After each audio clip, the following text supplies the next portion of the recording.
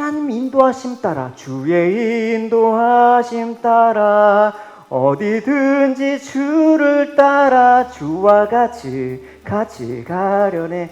이건 아주 귀한, 이런 성도는 여러분 아주 드물어요. 여러분, 주의 인도하심 따라 나는 딴 길로 갑니다. 주님이 원하시는 길과 내 길은 다르면 내가 딴 길로 갈 겁니다.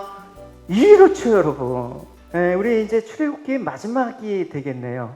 40장 또 33절부터 38절입니다. 인생을 시작할 때 항상 처음도 중요하죠. 뭐 만남도 처음도 중요하지만 항상 또 끝, 결론이 또 중요하지 않습니까? 결국 우리가 인생을 어떻게 살았느냐, 그 결론에 해당되는 부분. 출애굽기는 어떻게 보면 우리 인생의 또 여정과도 같은 그런 의미를 함의하고 있습니다.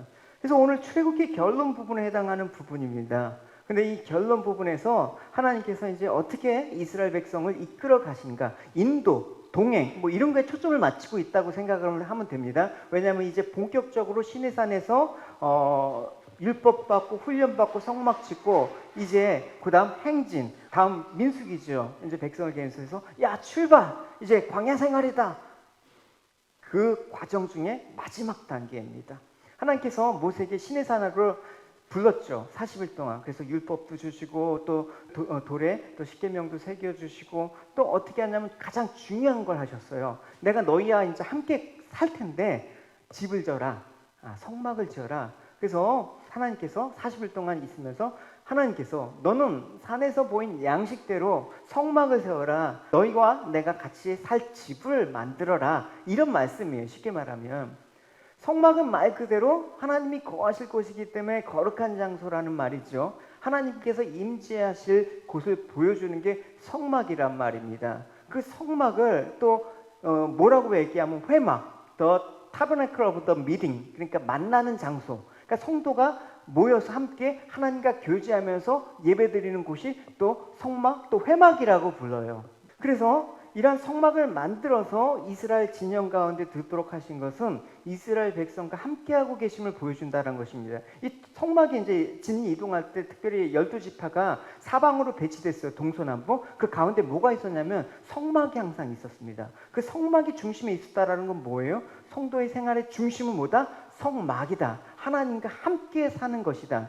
우리가 얘기했듯이 신앙생활은 일부가 아니라 전부여야 된다고 얘기하죠. 그러니까 우리의 삶과 우리의 신앙은 사실 분리가 될 수 없는 그런 측면에서 우리가 바라봐야 되는 것이죠. 그러면 성막은 뭐를 뜻하냐? 장차 예수 그리스도께서 이 땅에 육체로 입고 오시고 또 다시 이 땅에 오실 그 완성된 성막의 모형입니다. 그래서 구약을 볼 때 이 예수 그리스도를 예표한다, 모형한다는 관점에서 보는 게 어떤 관점입니까? 구속사라고 얘기해요. 그래서 성경을 보실 때 구속사적인 관점에서 보실 때 이 성경에서 하나님께서 얘기하신 그 계시의 깊고 심오한 그 진리를 깨달을 수 있는 은혜를 주신단 말입니다. 예수님께서 말씀이 육신이 되어서 우리 가운데 거하시겠다. 이제 그의 영광을 보니 아버지 독생자의 영광이요 은혜와 진리가 충만하더라. 그러니까 구약의 성막, 성전은 뭘 뜻합니까? 하나님께서 이스라엘 백성과 거하겠다. 그걸 보여주기 위해서 이스라엘 백성을 어디서 출애굽하셨습니까? 애굽에서 어린 양의 피로 말미암아 살려내시고 이제 성막을 지었다. 그 말은 이제 실제로 예수 그리스도가 이렇게 오실 것이다. 그래서 이 말씀이 육신되어서 우리 안에 거하시겠다. 지금은 영신 성령께서 우리 안에 거하시겠다. 그래서 우리가 성전이 된다. 이 말을 지금 구약에서 이미 하나님께서 언급을 하고 계시는 거예요. 그래서 성막과 성전 이 통해서 하나님 여호와께서 함께 하심을 보여주는 그 약속의 실체를 우리는 살고 있습니다. 약속의 실체를 우리가 경험하고 실제로 성령과 함께 동행하는 삶을 산다는 거, 이건 어마어마한 일이에요. 어느 종교가 신과 함께, 여러분 나와 함께 삶들을 살아가고 있는 종교가 어디 있습니까? 그래서 이스라엘 성막을 지을 때 하나님께서 이렇게 말씀하셨어요. 내가 이스라엘 자손 중에 거하고 그들의 하나님이 되리니 그들은 내가 그들의 하나님 여호와로서 그들 중에 거하려고 그들을 애굽 땅에서 인도하여 낸 줄을 알리라. 나는 그들의 하나님 여호와니라. 내가 그들 백성과 내가 너희와 함께 살려고 구출한 거야. 그죠? 그래서 이제 성막이 하나님과 함께 보여주시는 내용의 성막인데 하나님께서 지난 시간에 어떻게 하셨습니까? 하나님께서 오할리압과 부살렐을 데리고 또 자원하는 백성들을 모아서 뭘 주셨습니까? 지혜와 총명을 부어주잖아요. 그래서 하나님의 일을 감당하게 하셨어요. 그래서 하나님이 성막이 드디어 완성되었습니다. 이제 보시면 33절 34절 같이 읽어볼게요. 시작. 그는 또 성막과 제단 주위 뜰에 표장을 치고 뜰 문에 휘장을 다니라. 모세가 이같이 역사를 마치니 구름이 회막이 덮이고 여호와의 영광이 성막에 충만하더라. 그러니까 집이 되니까 하나님이 어떻게 한다? 거하셨다 이 말이에요. 입주하셨다. 그래서 성막이 완성됨으로써 이제 하나님의 임재가 가시적으로, 그동안은 못 만났어요. 하나님 저기 계셔갖고 음성으로 막 천둥으로 하니까 백성이 쫄아갖고 살려주십시오, 모세 당신의 대신해갖고 저한테 들려주십시오 하는데 이젠 직접 거하시겠다, 그 말씀을 하신 거란 말입니다. 그래서 그걸 볼 수 있어요. 영이신 하나님은 우리가 못 보잖아요. 그러니까 구름이 회막을 덮임으로써 하나님이 임재하셨구나 라는 시그널을 준 거예요. 그래서 이제 성막은 직접 자기 백성과 함께 삶을 거하신다라는 건 뭐예요? 주인께서, 하나님께서 거하시면서 하인으로 거하신다라는 거예요. 그게 아니잖아요. 주인으로, 이 성막의 주인으로. 그래서 그들의 백성을 통치하신다. 그래서 하나님의 인도하심과 통치하심은 사실은 같이 가야 되는 개념이에요. 하나님 인도 따로, 하나님 내 삶을 다스리는 것 따로, 그렇게 할 수가 없단 말입니다. 그래서 이 통치 개념에는 뭘 뜻합니까? 하나님께서 너희를 죄 가운데 타락한 인간의 역사 속에서 구원과 회복을 하겠다. 하나님께서 너희 삶들을 개입하겠다. 구원을 위해서 너희들을 개입해서 내가 기필코 천국에 집어넣어 주겠다. 이 말이 성막에 있단 말입니다. 그래서 우리가 주목할 것은 뭐냐? 하나님의 성막은 그냥 집이 아니다. 교회는 그냥 건물이 아니다. 그냥 집이 아니다. 뭐다? 하나님이 거하시기 때문에 거룩한 곳이다. 할렐루야. 그래서 우리는 항상 그 거룩한 예배를 드려야 되는 거예요. 우리가 거룩한 마음, 거룩한 자세, 거룩한 어떤 모습을 갖고 하나님께 항상 나가는 거, 그게 예배자의 삶의 모습이래. 무슨 예배가 형식이 중요해. 형식 속에는 마음이 담겨 있어야 되는 게 맞거든요. 그러니까 여러분, 이렇게 모인 곳이라도 또 온라인에 있는 지체라 할지라도 우리의 거룩한 하나님의 임재 가운데 함께 이 자리에 있음을 여러분 믿으시고 정성스럽게 나가셨으면 좋겠습니다. 그래서 이스라엘 백성이 오랫동안 성막을 마련한 데는 그 귀하다고 귀한 금은 폐물부터 해갖고 각종 옷감으로 아름답게 만들어지지 않았습니까? 성막이 고귀한 곳이 될 수 있었다라는 것은 뭐냐면 재료나 외형적인 아름다움 때문에 그런 건 아니에요. 사실은 왜? 하나님이 임재하셨기 때문에 그래요. 생각을 해보십시오. 여러분, 아무리 성막이 화려하다고 해도 그곳에 임재하지 않으시면 거룩한 성전이 될 수가 없는 것입니다.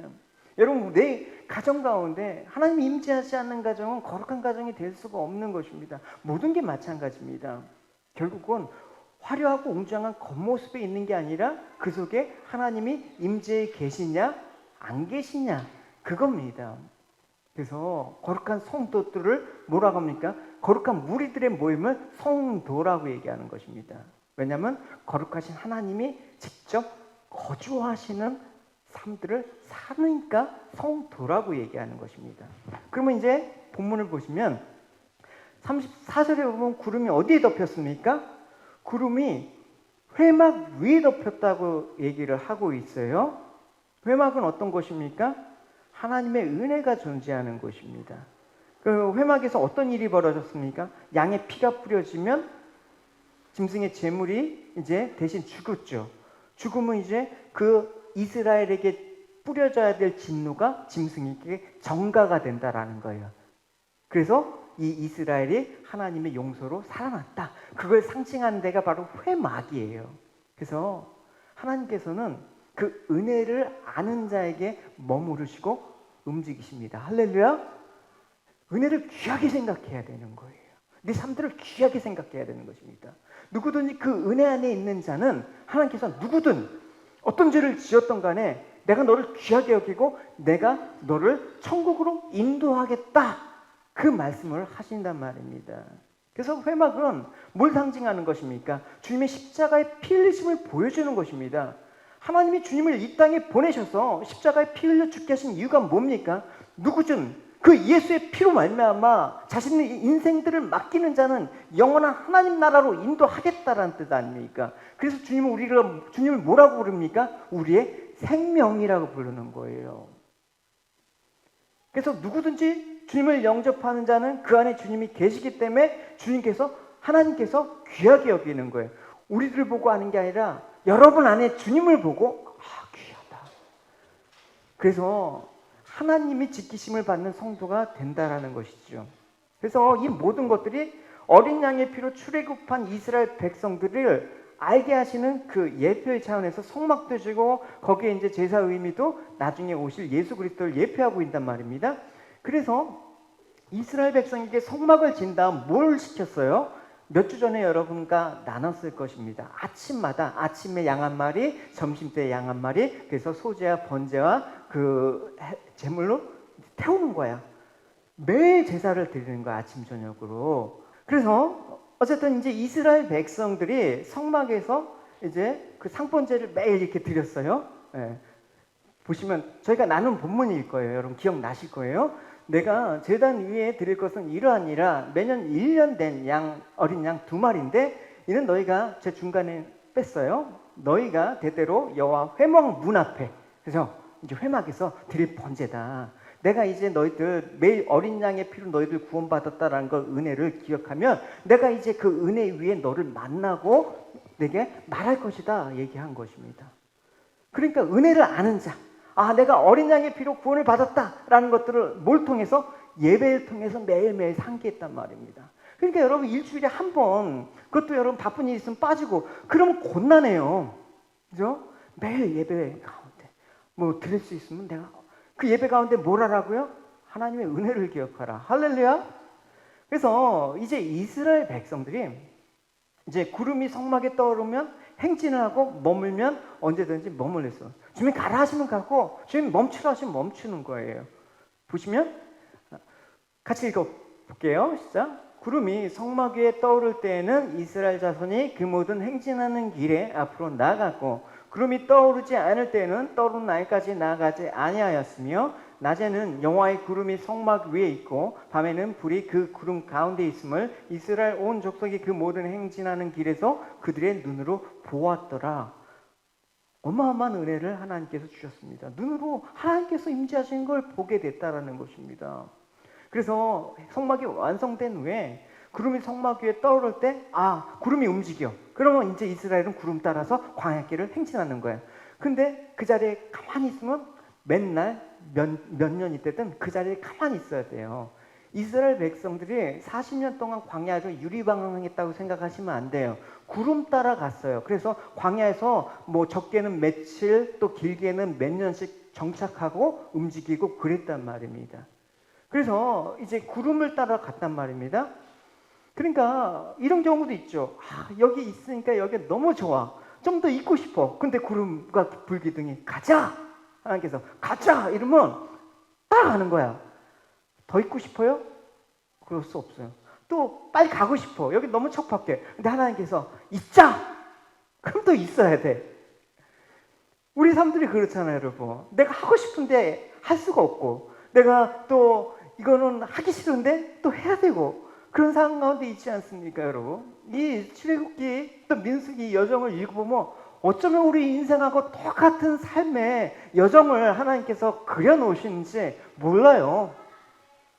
그래서 우리 걸음도 우리가 걷는 것 같지만 하나님께서는 그렇지 않다. 너희들 발걸음 내가 인도하는 거야 라고 얘기를 하고 있어요.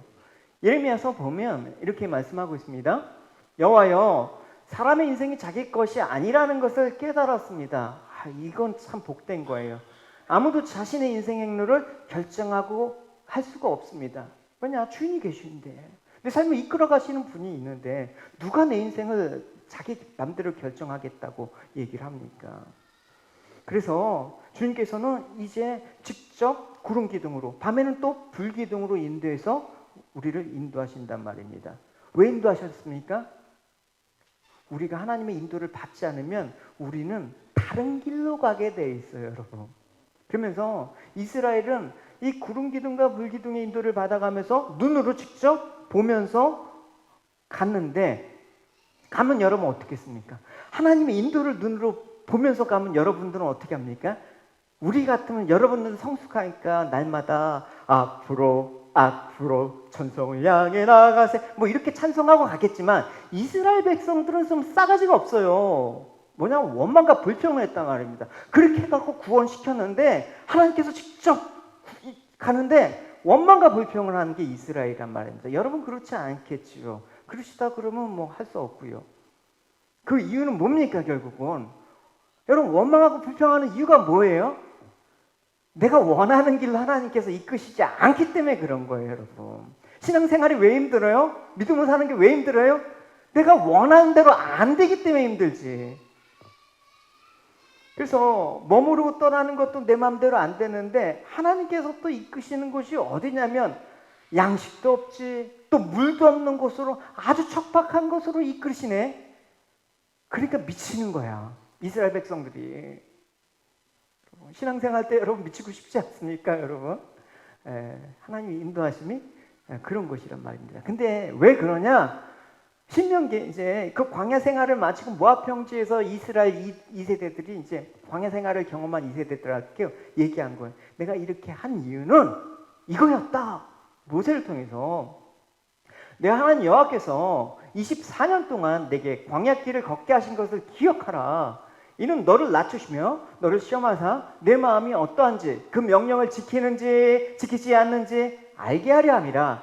너를 낮추시며 너를 줄이게 하시며 또 너를 알지 못하며 내 조상들도 알지 못하던 만나를 내게 먹이신 것은 사람이 떡으로만 사는 게 아니지, 입에서 나오는 말씀으로 사는 거 너희들이 알게 하기 위해서 이렇게 너를 인도하여 광야를 끌고 다닌 거야. 그 얘기를 하시는 것입니다. 여러분, 오늘 본문을 통해서 우리가 생각해야 될 것은 뭐냐?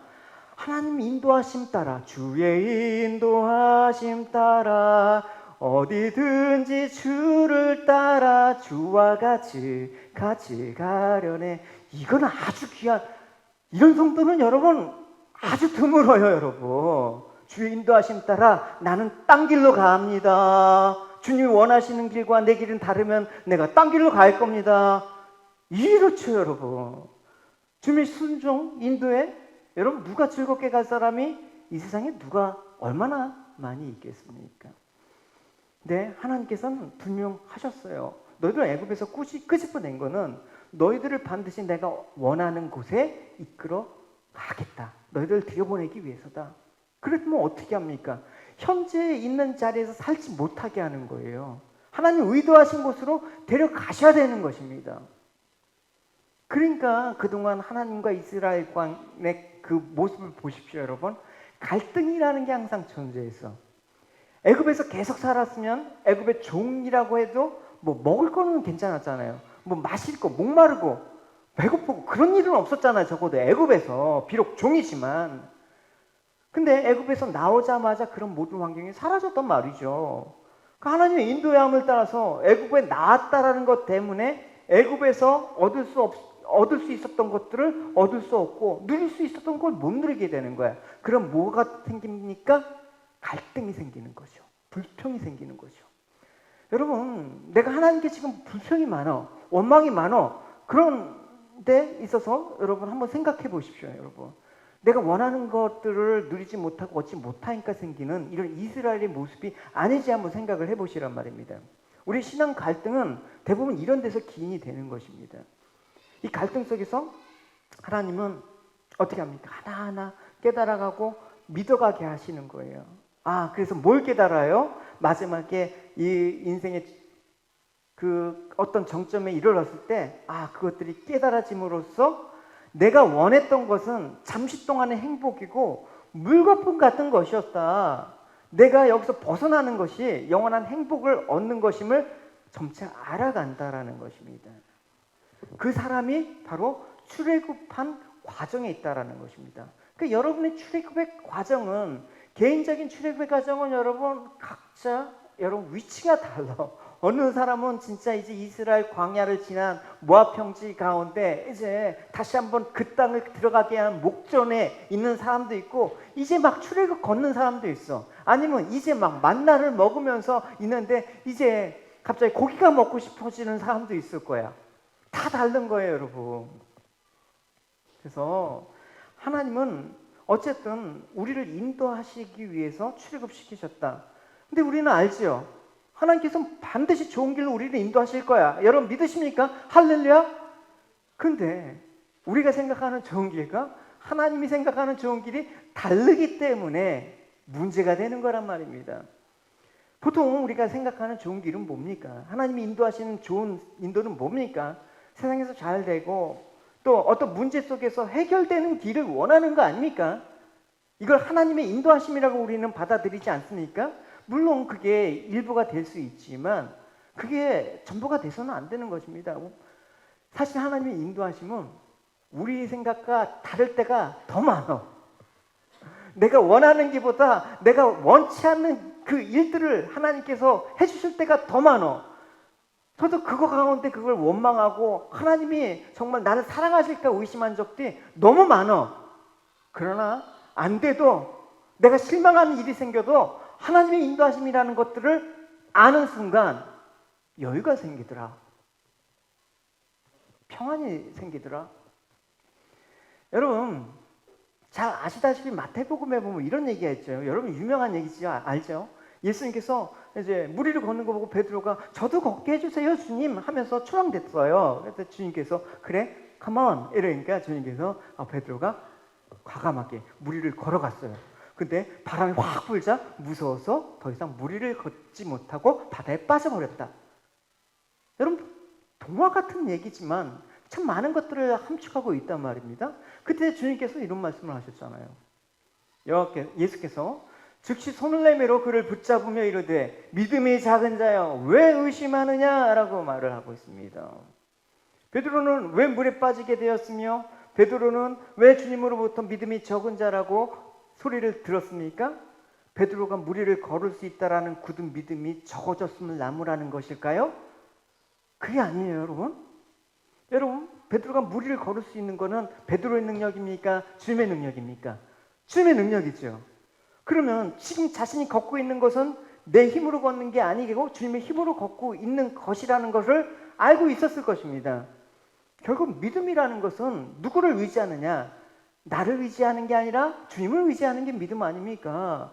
그래서 바람이 부는 바다 위를 걷게 하신 주님의 계신 곳으로 주님의 힘으로 걷는 거니까 주님께서 반드시 나를 주님의 곁으로 인도하시겠지라는 그 믿음이 베드로에게 있었단 말이죠.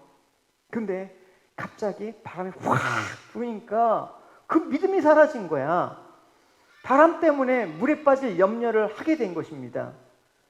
그러면 결국 베드로가 미싱한 건 뭐예요? 내 힘이 아니라 주님의 힘으로 걷고 있다라는 사실을 잊어먹은 거야. 내가 지금 누구 때문에 살고 있는 걸 잊어먹은 거야. 우리가 지금 주님의 은혜로 살고 있다는 걸 잊어먹은 거야. 그럴 때 여러분 바람만 불어도 넘어져. 그래서 내가 나를 살게 한 건 주님의 은혜라는 걸 알았다 그러면 주님의 힘으로 내가 이 길을 걷고 이 바다 위를 걷는 거라면 지금 태풍이 불어도 주님이 나를 이 바다에 걷게 하실 거야. 그 주님이 계신 곳에 돌아갈 것이라는 그 믿음만 있었으면. 근데 너는 그 믿음을 잊어먹었어. 바람 때문에 주님의 인도에 대해서 불안한 마음을 가진 거야. 베드로의 이 이야기는 우리가 세상을 어떻게 살고 있는가를 잘 보여주고 있단 말이죠. 우리 신앙의 모습을 한마디로 바람에 풍랑에 무서워하는 이 베드로의 모습과도 너무나 닮았다. 바람이 없을 때는 주님 편에서 주님 말씀하시면 내가 나으리라. 근데 삶의 풍파가 팍 닥치면 그때 어이구 바람이 있으면 우리 삶의 풍파와 고난이 있으면 내가 이렇게 가는 게 옳은가? 의심이 들어. 정말 이게 믿음대로 될까? 의심이 들어. 그러니까 바람만 있어도 주님을 내 인생에 맡기고 주님 말씀 수정하겠다는 용기가 사라지는 거야. 청년 때는 다 할 수 있는데 이제 처자식 키우다 보니까 약해져. 세상 풍파에. 그러니까 자기 인생이 걱정되는 거야. 그래서 인생의 미래에 대해서 불안 마음이 엄습하는 거야. 그래서 그 믿음을 잃지 말자고 하는 거예요. 너가 지금까지 뭐 때문에 살았는데, 누가 너를 살려줬는데 그걸 왜 잊어먹니? 사람들은 보통 확실한 거 좋아하지 않습니까? 뭔가 딱 떨어지는 거 좋아해요. 뭔가 확실한 것들, 미래 확실한 보장, 그걸 원하기 때문에 우리 신앙생활도 그런 걸 내가 믿음이 좋아하면 보장된 취업이 돼야 되고, 보장된 직장, 보장된 노, 이런 막막한 미래나 불안정한 삶을 원하는 그런 사람들은 없죠. 항상 보장된 걸 뭔가 좋아해. 근데 성경을 보십시오, 여러분. 믿음의 사람들이 자신의 앞날을 보장받았다라는 그 얘기 누가 있어요, 여러분? 말씀만 하셨죠. 아브라함에게 너 본토 친척 아비 집을 떠나서 가. 내가 지시할 땅으로 가. 내가 그럼 너를 큰 민족이 되게 하겠다. 근데 뭐가 안 보여줘. 가는 동안 뭐가 구체적으로 하나님께서 뭔가 이렇게 아브라함이 원하는 그림들이 그려지면 갈 텐데 자꾸만 이상한 일이 생겨. 막 애굽의 바로왕한테 부인 뺏기고 막 이상한 일이 생긴단 말이야. 요셉도 형의 시기 때문에 노예로 팔려갔잖아. 내일을 알지 못해. 하나님께서 분명히 꿈을 주셨어. 다니엘도 바벨론의 포로로 끌려갔어. 근데 내일을 알지 못한 채 끌려갔단 말입니다. 다윗도 기름을 부어서 왕으로 기름 부음을 받았지만 웬걸 기름 붓고 난 다음에 사울한테 죽일놈 하면서 쫓아다면서 엔게디 강야부터 블레셋 지방까지 떠돌면서 알지 못한 채 그냥 오랜 세월 동안 도망 다녔는데, 그게 여러분 주님의 인도예요? 아니잖아요, 여러분. 우리 생각하기에는. 사도 바울도 복음을 위해서 매일의 삶들을 정말 1시간 이후에 일도 장담하지 못할 정도로 복음 전하는데 돌에 맞아. 여러분 같으면 내가 저 복음 전하는 돌 맞을 거야 이러면 계산돼 있으면 복음 전하겠습니까? 못하지. 근데 알 수 없는 미래가 있어요. 뭔가 하나님께서 저거 가면 너 복음 전하다 돌 맞아? 이런 것도 안 하고 그냥 복음만 전하래. 갔는데 돌 맞아. 이런 장담할 수 없는 상황들이 우리 가운데 펼쳐진단 말입니다. 여러분의 앞으로 삶들이 예수 믿었기 때문에 여러분 삶 가운데 이런 일이 펼쳐질 것입니다. 그건 이단이에요. 하나님이 여러분들을 보장할 수 없지만, 그러나 하나님이 여러분들을 보장하는 그 전체의 그런 모습 속에서 우리는 그 과정을 하나님께 맡기면서 가는 거예요. 결국 여러분, 제가 이 예를 들었던 믿음의 사람들의 모습을 봐요. 결국 아브라함은 주님의 말씀을 믿고 순종했는데 어떻게 됐어요? 큰 민족, 믿음의 조상이 됐어요? 안 됐어요? 어쨌든 됐잖아. 요셉 감옥에 가고 누명 쓰고 강간범으로 누명도 썼는데 결국 주님을 신뢰하고 기다렸을 때 애굽의 통치자가 됐잖아요. 다니엘 하나님을 신뢰했어.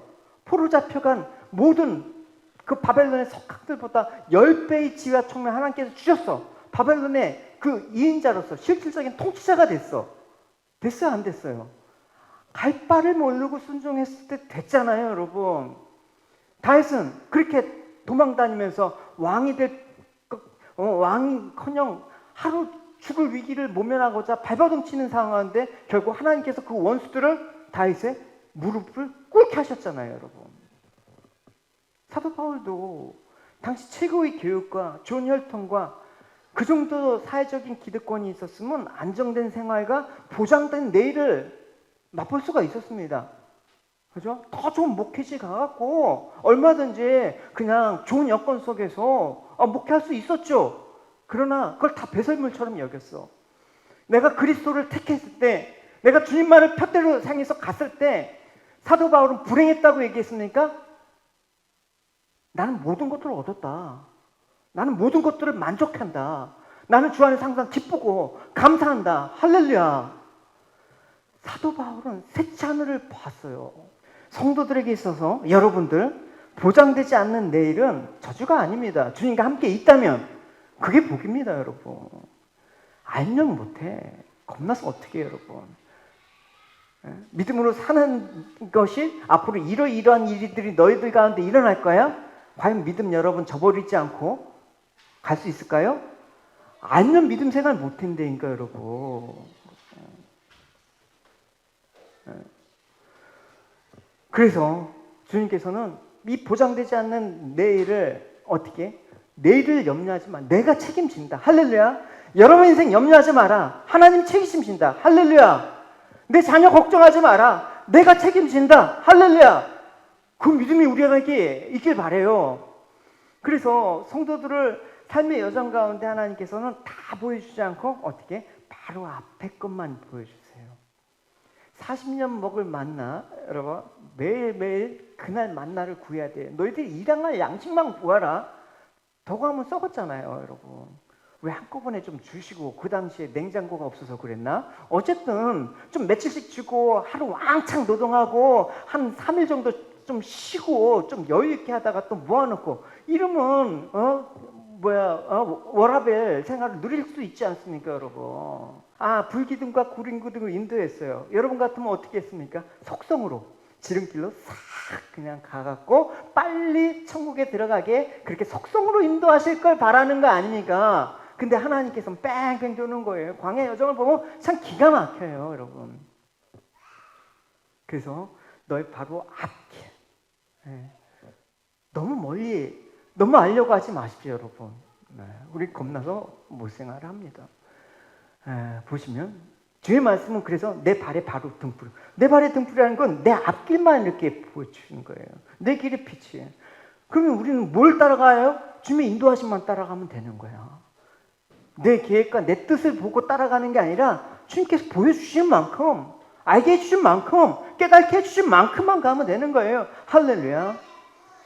그래서 이러한 주님의 인도하심은 하나님 자신에 대한 신뢰와 순종을 원하시기 때문에 그런 거예요. 그래서 주님께서 그러셨잖아요. 너 나를 본 거로 믿냐? 보지 못하고 믿는 게 진짜 귀하다. 너 인생 어떻게 펼쳐질지 주님 이끌어간 거 믿냐? 그러면 가라. 보이지 않아도 내가 보장되지 않아도 가라. 할렐루야. 할렐루야. 사도 바울도 이렇게 얘기를 했어요. 사실 우리가 믿음으로 사는 것이 보는 것으로 사는 게 아니다라고 얘기하고 있습니다. 보는 것으로 사는 게 아닙니다. 우리가 예전에 이런 일이 과연 있을까 했던 것들 지금 실질적으로 누리고 있잖아요, 여러분. 알 수 없는 세계가 펼쳐지잖아요, 여러분. 앞으로 여러분 믿음의 세계가 펼쳐질 겁니다. 할렐루야. 그 세계를 보는 자만이 여러분 그 길을 여러분 갈 수가 있는 것입니다. 그래서 하나님께서는 이런 믿음을 보여주신 것입니다. 자녀들이 매 순간순간 교제하기를 원하신 거예요. 네 머리로 계산했을 때 보장된 미래는 그건 뭐라고 했습니까? 그 모래 위에 지은 집이야. 금방 무너진다. 반석 위에 있는 집을 져라. 뭐냐? 예수 그리스도 안에 너가 거하. 주님만 인도하시면 따라가면 돼. 할렐루야. 남들이 볼 때는 허망하고 남들이 볼 때는 대책이 없는 것 같아도 믿음으로 사는 거야. 우리는 믿음으로 사는 거야. 할렐루야. 여러분, 주님께서는 그래서 우리가 너희들 장차 불안해하지 마. 내일을 위해서 염려하지 마. 내일을 염려하게. 내일의 주관자인 하나님이 염려하게 해. 한날의 괴로움은 그날에 족한 거야. 성도에게 있어서 우리가 주님을 신뢰하고 주님의 말씀에 순종하는 오늘 하루의 삶들은 여러분의 내일을 위한 가장 확실한 미래예요, 여러분. 여러분 미래에 대한 그 투자를 하나님과 동행함으로써 투자하는 거예요. 내가 이 바쁜 시간 속에서 주님 앞에 나아갑니다. 근데 그럼에도 불구하고 베드로도 그랬던 것처럼 이스라엘도 그랬던 것처럼 늘 하나님의 인도하심을 믿는다고 하면서 불안해. 뭔가 확실한 것들로 가게 되는 우리의 본성, 우리 연약함이 왜 없겠습니까, 여러분? 이렇게 여러분 말하고 있는 이 목사도 왜 그런 것들이 없겠습니까? 너무나 우리는 본성대로 가고 싶은 마음이 잘 알아요. 교회도 제가 주님 이렇게 됐으면 좋겠습니다. 이렇게 되었으면 좋겠습니다. 왜 그런 마음대로 하고 싶은 마음이 왜 없겠습니까? 그러나 하나님께서는 내 본성을 잘 알고 있기 때문에 하나님의 인도하시면 뭐로? 내가 원하는 것을 거스리는 방향으로 된다. 그래서 저는 여러분들한테 이런 간증, 이런 신앙 고백이 있었으면 좋겠어요. 목사님 왜 이렇게 하는 일마다 되는 게 없죠? 하나님이 인도하시는 거야. 할렐루야. 그러면 맞아. 요즘 환영 못 받죠. 너 하나님한테 잘해야지. 정성이 부족한 거야. 하나님께 열심히 해야지. 너 더 열심히 뭐 헌금하고 봉사해. 이렇게 할까요? 안 되는 게 복이다, 여러분. 우린 그럴 수밖에 없어요, 여러분. 여러분, 이런 모습을 한번 봅시다. 하나님과 동행했던 사람 누구예요? 에녹. 보시면 에녹이 65세에 무드셀라를 낳고 무드셀라를 낳은 후에 300년을 하나님과 동행하며 자녀를 낳았으며 그는 365세를 살았더라. 에녹이 하나님과 동행하더니 하나님이 그를 내려가심으로 세상이 있지 아니했다. 65세에 무드셀라를 낳고 나고 하나님과 300년을 동행했대. 그러니까 언제 죽었어요? 365년에 죽었겠지. 근데 하나님과 동행한 300년 동안 무드셀라의 삶들은 뭐 했을까? 수돈에서 기도생활 열심히 했다. 그런 게 아니라 일상을 살았어요. 똑같이 자녀 낳고 여러분들처럼 직장 다니고 일하면서 똑같이 300년을 살았는데 뭐가 차있다? 하나님과 동행하였다. 근데 하나님이 그를 데려가시니 그는 이 세상에 없더라. 여러분 생각을 해보십시오. 이 당시에 여러분 이 창세기 5장의 족보를 보면 보통 천년을 살았단 말입니다. 사람의 수명이. 근데 1000년을 살았던 평균 수명인데 무드셀라는 365살에 죽었어요, 여러분. 일찍 죽은 거예요, 대단히. 그래서 왜 이런 일이 있었냐? 65세 때 무드셀라를 낳았을 때 하나님께서 계시를 받은 거예요. 그 계시에 대해서 유다서는 이렇게 얘기하고 있어요. 아담의 7대 후손인 에녹은 이러한 사람에 대해서 다음과 같이 예언했습니다. 주님께서 수많은 거룩한 천사들을 거느리고 오실 것이다. 오셔서 각 사람을 심판하시고 하나님을 거역한 자들에게 벌을 내리실 것이다. 그들이 저지른 악한 일들과 하나님에 대해 마음대로 떠들었던 죄에 대해서 그들은 벌을 받게 될 것이다. 에녹이 300년 동안 뭘 생각하면서 살았다고요? 하나님의 심판을 생각하면서 그거 선포했어요. 하나님 오실 것이다. 하나님 땅에 오셔서 심판하실 것이다. 그 선포하면서 살았다니까. 그러다가 하나님께서 됐다, 이제 가자 하니까 세상에 사라졌어요. 그러면 우리 입장에서는 에녹이 참 복된 사람인 건 알아. 근데 그 당시 에녹과 같이 살았던 이웃집 아저씨나 이웃집 애들은 뭐라고 얘기했을까? 인생 절반도 살지 못하고 요절했네. 그러니까 왜 이렇게 설치고 하더니 하나님께 벌 받았네. 그런 얘기 안 들었을까요, 여러분? 생각해 보시면. 그런데 또 보이질 않네. 어디서 저렇게 또 뭐 전도하다가 행방불명됐구나, 객사했구나, 어디서 굶어서 뒤졌구나. 뭐 그렇게 생각 안 하겠습니까, 여러분? 뭐 에녹이 나는 이제 주님과 함께 간다 하면서 구름 타고 이렇게 가는 거 봤으면 사람들이 와 했을 텐데 갑자기 없어졌으면. 히브리서는 근데 이렇게 증거하고 있어요. 믿음으로 에녹은 죽음을 보지 않고 옮겨졌으니 하나님이 그를 옮기심으로 다시 보이지 아니하였더라. 그는 옮기기 전에 하나님이 그 기쁘게 하시는 자라 증거를 받았다. 하나님의 증거를 받았다. 할렐루야. 하나님의 은혜는 주는 사람과 받는 사람밖에 몰라. 할렐루야. 내가 은혜로 산다라는 거 말은 할 수 있어. 근데 받은 자는 알 수 있어. 은혜가 충만한 자는 알 수 있어요, 여러분. 여러분 얼굴들을 보니까 은혜가 충만해요. 할렐루야. 네. 할렐루야. 네, 충만하셔야 됩니다. 그래서 하나님의 동행은 이런 하나님의 은혜로 이끄신다. 근데 우리는 항상 보이는 세상만 살면서 왕이신 하나님이 더 좋은 것으로 채워주길 원하시잖아요. 이 세상의 모든 것이 영원하지 않으면 잊지 말아야 되는데 우리는 이 세상이 영원할 것처럼 살잖아요. 그러면서 내 관심 뭐냐? 내가 이 땅에 사는 날 동안 평안과 복을 누린다. 그러나 성도 인상은 이 땅에 사는 날 동안이 아니라 이 땅에 살고 난 이후의 영원. 그게 성도죠, 여러분. 여기까지 이 땅에 내일 죽어도 미련은 없어요, 여러분.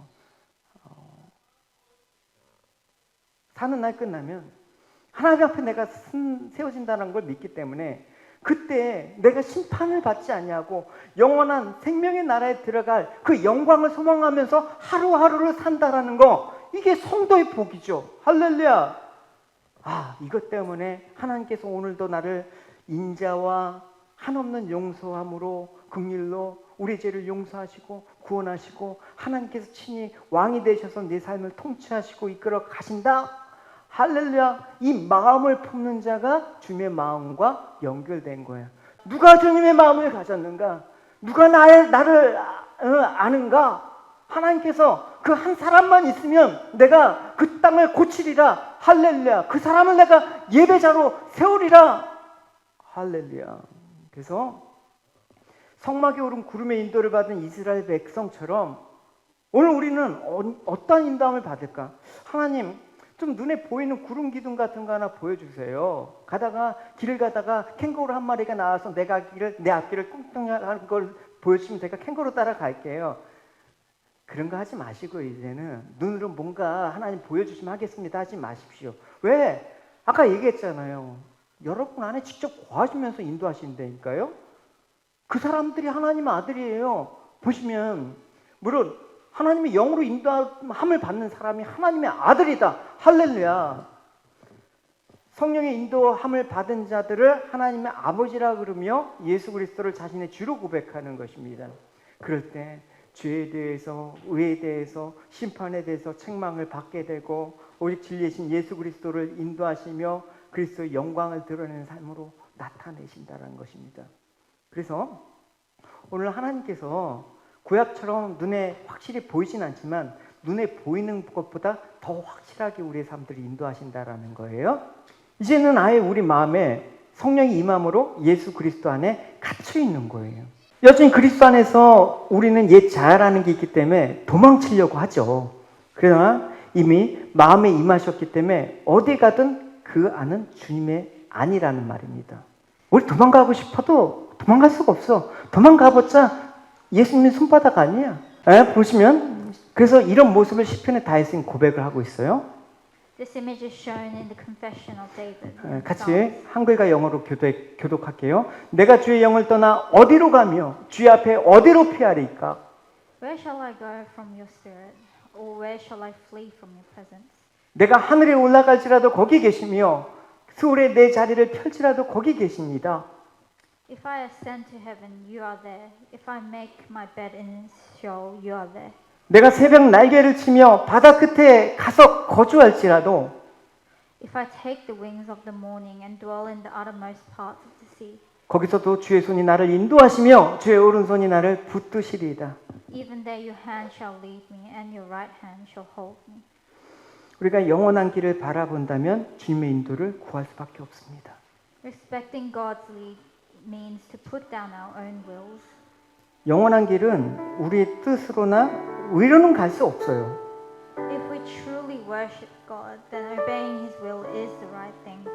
여러분 영원한 길로 인도해달라라는 기도를 하게 되면 우리 자신에게 주어진 모든 일이 영원한 길로 인도하기 위한 하나님의 간섭으로 바라볼 수가 있단 말입니다. The wish of those who respect God is not to link their wishes to their thoughts, but to rather to God's thoughts. 이것이 바른 이것이 신앙의 길이죠. This is the righteous path for us. 우리에게 영원한 길은 예수 그리스도이십니다. 할렐루야. Our right path is Jesus Christ. 내가 주님 가신 이 길로 인도해달라고 구하는 것이 우리에게 필요한 기도입니다. We have to yearn for God's guidance, and this should be our prayer. 우리를 이 악한 세상에서 구출하기 위해서 오신 그리스도만이 유일한 소망입니다. Jesus came down here to save us from evil, and He is our only hope. 여러분 이 소망을 가지고 인내하면서 하나님의 인도하심과 도우심을 구하는 믿음의 삶 사시는 여러분이 되시기를 축원합니다. I want you to seek that life from Christ, and this shall be your life. Amen. 우리 같이 찬양합시다. 주님 말씀하시며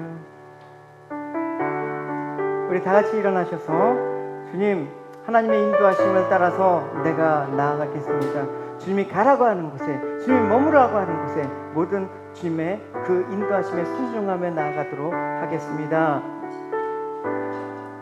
주님 말씀하시면 내가 나가리라.